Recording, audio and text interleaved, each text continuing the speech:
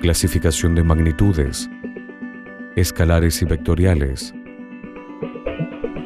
Las magnitudes se pueden clasificar en magnitudes escalares y magnitudes vectoriales. Las magnitudes escalares son aquellas que se definen con un número y una unidad, que no hace falta ningún otro dato para poder definirlas, como por ejemplo, como recién dijimos, la temperatura, donde si yo digo 37 grados, solamente digo la unidad, el número y la unidad. En el caso de la longitud, lo mismo. Si yo digo que una persona mide 1,60 m, solamente diciendo que el valor 1,60 m y digo metros, ya está definida.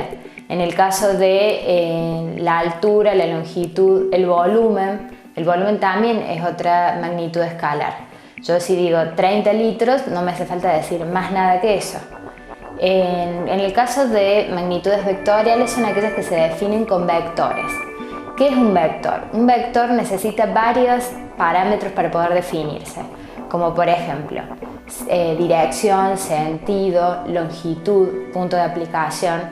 Ejemplos de esto son las fuerzas, por ejemplo, donde yo necesito saber hacia dónde está dirigida la fuerza.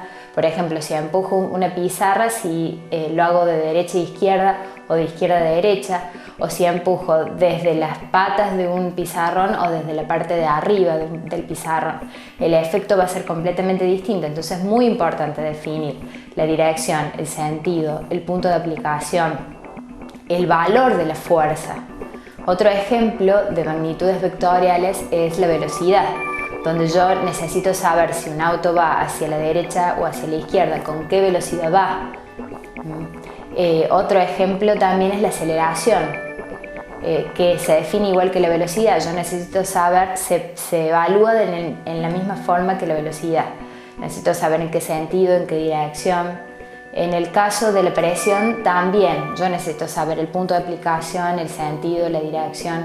Por ejemplo, una cosa es que yo presione una caja hacia abajo, ejerciendo una fuerza de arriba hacia abajo, y otra cosa para un costado. El efecto va a ser completamente distinto. Entonces yo tengo que saber el sentido, la dirección, el punto de aplicación. Otro ejemplo es el peso. El peso que tienen todos los cuerpos va dirigido hacia el centro de la Tierra, por ejemplo, va hacia abajo y de manera vertical. Bueno, en realidad la mayoría de las magnitudes son escalares. Solamente las 5 que mencioné son vectoriales, o sea, la fuerza, la aceleración, la velocidad, la presión y el peso. Esas son las 5 magnitudes vectoriales, y el resto, que son infinitas la cantidad, son escalares. Casi la mayoría de las cosas que podemos medir son magnitudes escalares, que solamente con un número y una unidad las podemos definir. Ahora, ¿cómo se representan las magnitudes vectoriales? Las magnitudes vectoriales se representan con vectores. ¿Qué son los vectores? Los vectores son segmentos orientados. Un segmento es una recta que tiene principio y tiene fin y tiene un determinado valor. Eso es un segmento, y orientado significa que va hacia una determinada dirección, o sea que tiene origen y fin y va dirigido hacia una dirección. De esa manera se representan los vectores.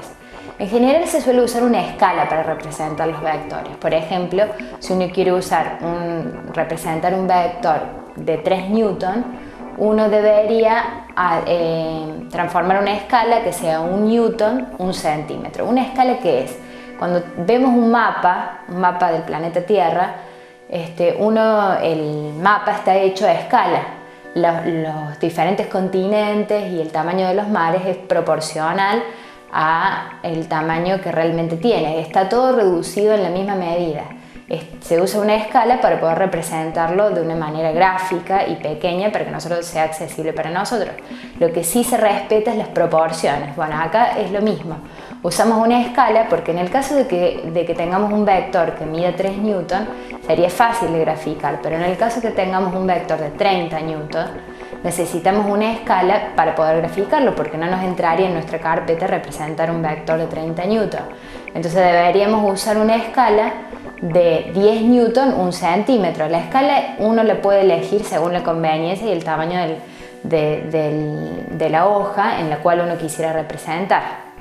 Eso para representarlo. En el caso de 30 newton mediría, si uno usa una escala de 10 newton 1 centímetro, mediría 3 centímetros. El vector además tiene otras características que lo definen, que son las características de un vector.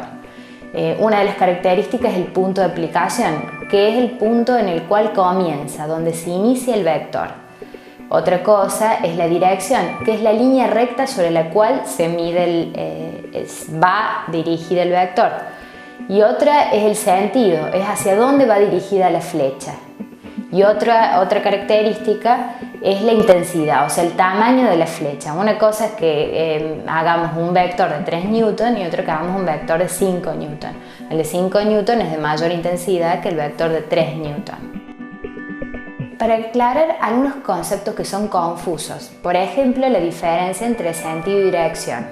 En una calle doble mano, una calle donde van autos hacia un lado y autos hacia el otro, la dirección es la misma, o sea, van todos en la misma calle, y el sentido en el que van los autos es opuesto. Unos autos van hacia un sentido y el otros van hacia el otro sentido.